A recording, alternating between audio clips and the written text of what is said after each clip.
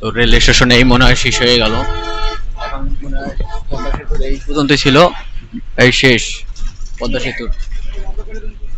দেখতে পাচ্ছেন পদ্মা সেতু হয়তো বা শেষ, কিন্তু একটা রিস্ক আছে কি, একটা রিস্ক আছে, সেটা হচ্ছে এইসব এলাকায় চোর বাটপার থাকে যারা আর কি এই মোবাইল ফোন যদি বাস থেকে বা ট্রেন এইসব দিকে থেকে যদি বের করা হয়, তা তাহলে তারা নাম করে লয়ে দৌড় মারে।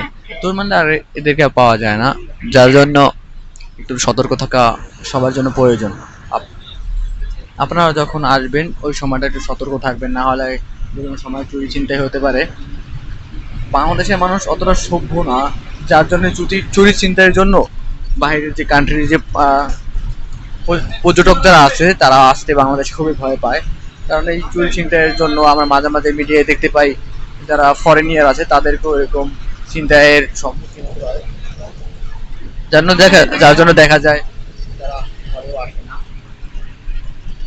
এখন তো আমি ইজিলি ভিডিও বানাতে আছি, একটা কোনো নার্ভাসনেস বা কিছু কোনো এখন ফিল হচ্ছে না। প্রথম প্রথম অনেক ভেবেছি যে করবো কি করবো না, মানুষ কি বলবে, বাট এখন কি কে কি বললো সেটা অতটা মাইনে রাখে না।